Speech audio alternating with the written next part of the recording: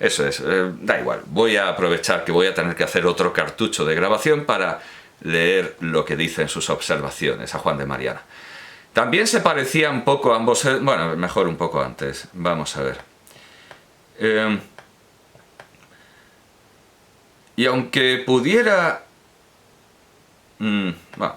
De más, si los celtas españoles descendiesen de los galos, señaladamente de los que en tiempo de Ambigato, esto es 600 años antes de la venida de Cristo, salieron de Francia, como pretenden algunos eruditos modernos, hubieran conservado sus cultos religiosos, idiomas y costumbres en la mayor parte.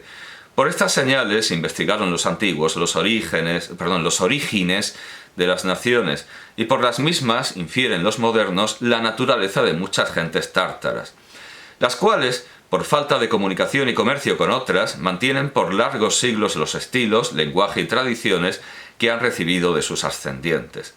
Mas no hallamos esta semejanza entre ambos celtas, pues hablando Estrabón de los de la Galia, dice que no se parecían a los aquitanos en la lengua y disposición de los cuerpos, y que éstos, en uno y otro, se semejaban más a los españoles. Y aunque pudiera decirse que esta semejanza sería con respecto a los españoles confinantes, esto mismo prueba más la descendencia entre ambos celtas, porque entre los vecinos de los aquitanos estaban los cántabros, gente de origen céltico, aunque precisamente hay otros autores que dicen que en toda España hay celtas, menos en Cantabria, en las Vascongadas, pero todo es discutible. Nada es seguro en la arqueología, en la prehistoria, donde no hay duda, donde hay registros, no va a haberla donde no los hay. Y si los aquitanos parecían más a estos españoles que a los belgas y celtas galos, ha de inferirse que los celtas españoles no tendrían conformidad con los de la Galia.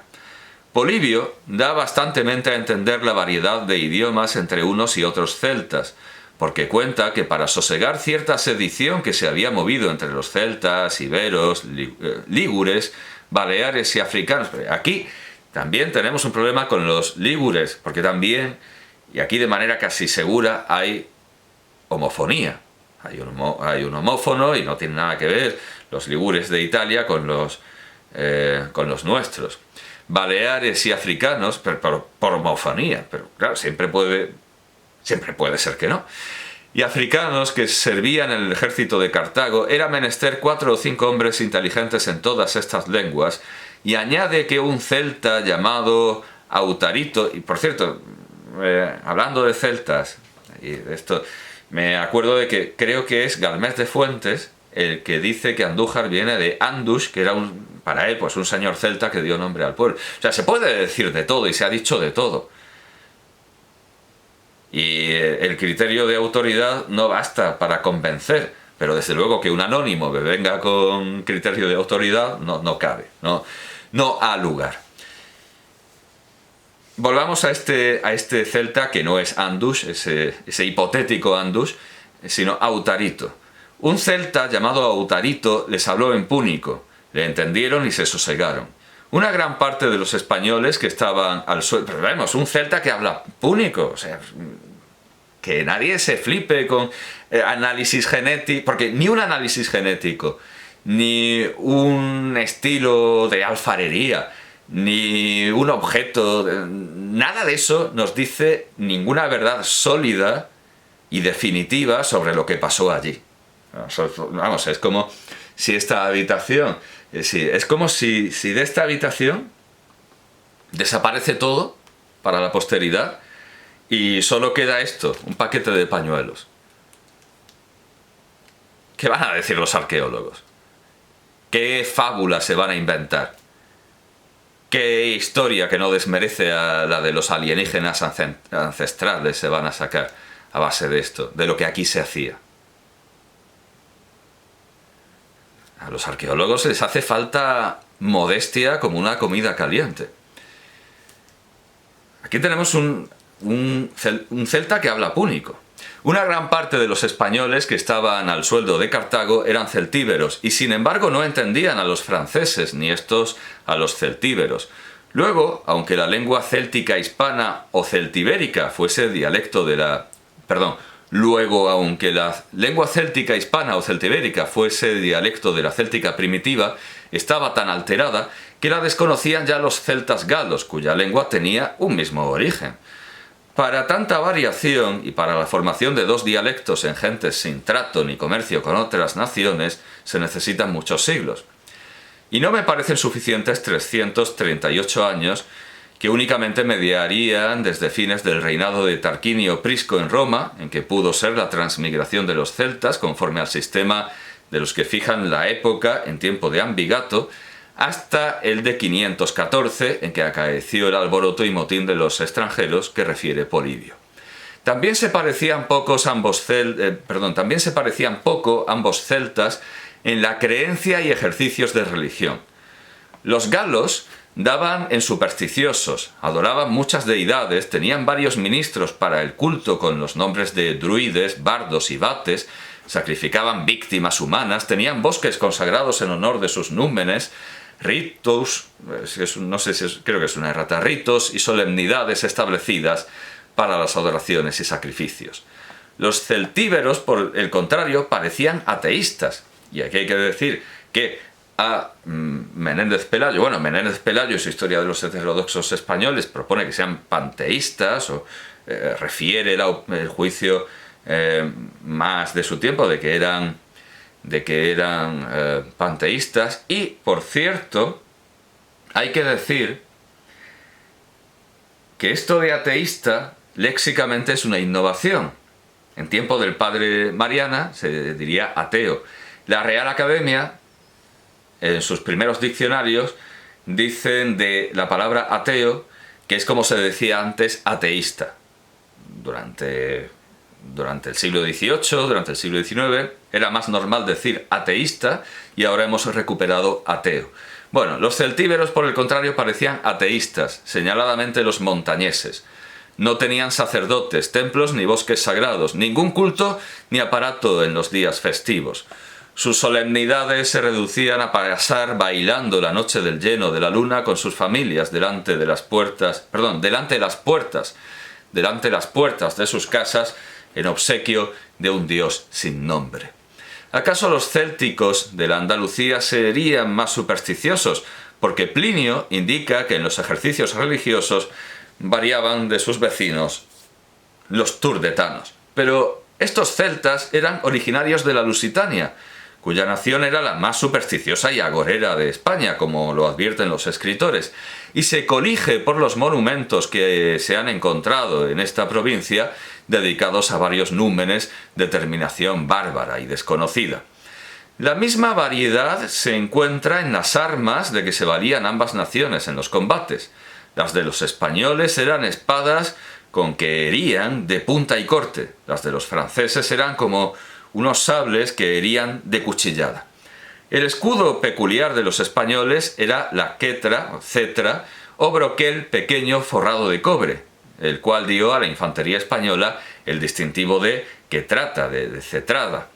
El de los franceses era tan grande que cubría el cuerpo por entero, como lo describe Tito Livio en la batalla de Cannas. También era diferente el modo de combatir, y nada menos el de formarse en batalla, siendo tan formidable el cúneo de los celtíberos que arrollaba cuanto se le ponía delante.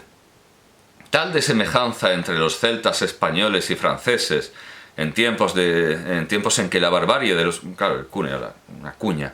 En tiempos en que la barbarie de los pueblos de Europa tenía cortada la comunicación de unos con otros, y se mantenían por esta causa los estilos y tradiciones antiguas sin especial alteración, arguye diverso origen. Lo que pudo suceder sin que ambos pueblos dejasen de ser celtas, porque los celtoscitas eran no una nación sola, sino una mezcla de varios pueblos que tomaron generalmente este nombre de una extendidísima región llamada céltica, según lo he notado por autoridad de Plutarco. Y en caso de ser de un mismo origen, pudieron haber discurrido tantos siglos desde la separación de ambas tribus célticas que fueron bastantes a engendrar tan noble variedad y a borrar la semejanza, a la manera que las semillas traídas de países extraños al cabo de algún tiempo degeneran y adquieren ciertas cualidades ajenas de su primera naturaleza. Es verdad que en algunos escritores se lee que los celtas vinieron de la Galia y se mezclaron con las gentes que entonces moraban en España. Pero lo que esto prueba en todo caso, desde luego aquí hay una inteligencia y una perspicacia de juicio extraordinarias. Lo que esto prueba en todo caso es que si continuando los celtas su transmigración o correrías pasaron desde Francia a España, al modo que en los siglos posteriores lo ejecutaron los cimbros, una de las tribus célticas, no que Francia fuese la patria de aquellos celtas errantes, ni que en ella hubiesen hecho asiento siglos antes de penetrar en nuestra península. Claro, evidentemente los celtas no vienen de Francia, o sea, además es que celtas hay desde Irlanda hasta Ucrania, o sea, ¿cómo van a venir cómo vamos a tener la seguridad de que vienen de Francia? Idacio dice que los godos vinieron a España desde la Aquitania, y San Isidoro que los vándalos pasaron de la Andalucía a la África. ¿Podría por eso inferirse que la Aquitania fuese el país nativo de los godos o la Bética de los vándalos? También es cierto que hubo en la Francia una provincia llamada antiguamente Céltica, pero infundadamente se creería ser ella la cuna de los celtas que entraron en España, al modo que se diría malamente que la Galia gótica era la patria natural de los godos. De todo lo dicho, resulta en primer lugar que los griegos llamaron Céltica e Iberia a España arbitrariamente, por comprenderla bajo el nombre común con que denominaban todas las regiones que estaban situadas a su occidente. Y al modo que los españoles dieron el apellido de Indias Occidentales a las Américas, por aquella tal cual semejanza que tenían con las orientales, las islas que iba descubriendo el famoso Colón, y propagaron después a los dos dilatados continentes del Nuevo Mundo el nombre de América, que arrogantemente dio el florentín Vespucio a la península austral o Indias del Mediodía, así los fenices o griegos dieron a España ya el nombre de Céltica, ya el de Iberia, sea porque juzgaron que eran de un mismo origen y costumbres todas las naciones que habitaban la Europa desde los Alpes hasta el Estrecho, sea porque comprendieron, bajo el nombre, hecho el movimiento de mano al revés, sea porque comprendieron, bueno, sería más bien así, sea porque comprendieron bajo el nombre de la provincia que primeramente conocieron todas las demás que fueron descubriendo sucesivamente. En segundo lugar, infiero que habiendo los griegos limitado después y fijado el nombre de Iberia a determinada parte de España, la voz celtíberos denotó a los celtas españoles moradores de aquel país a que precisamente se dio el nombre de Iberia. Con esto tienen fácil inteligencia dos lugares de Plinio. El uno, en que expresa que las islas Casitérides, escribe Casiterides, pero bueno, Casiterides, estaban enfrente de la Celtiberia.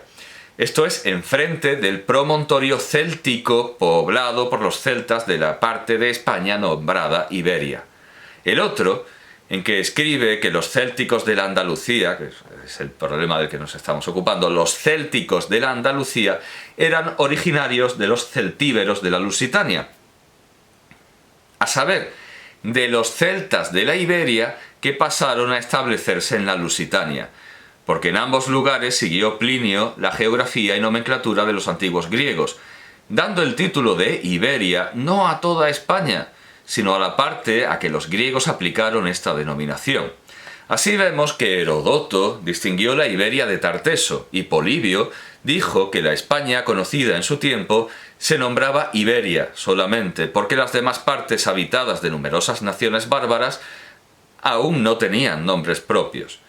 Finalmente deduzgo que el nombre de celtíbero se introdujo cuando los focenses de Jonia vinieron y poblaron en las costas de Cataluña y Valencia.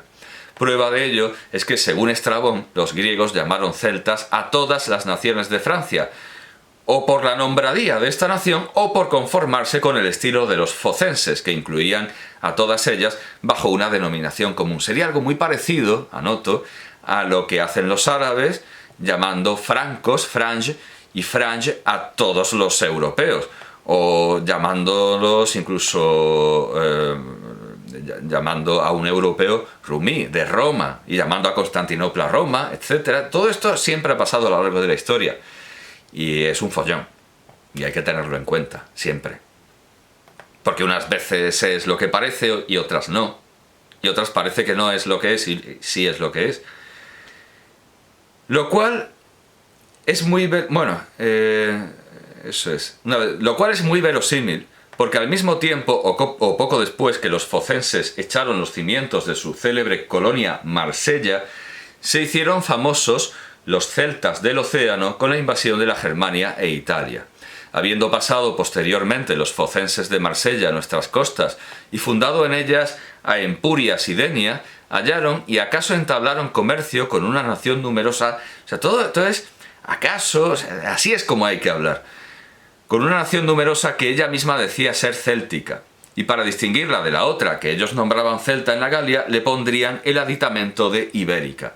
De modo que bajo el nombre de celtas o galatas, tomado en general, entendieron los marselleses a todas las naciones de la Francia que alcanzaron a conocer, y con el de celtíberos a los celtas establecidos en España, que habitaban aquella parte conocida de los griegos con el nombre de Iberia.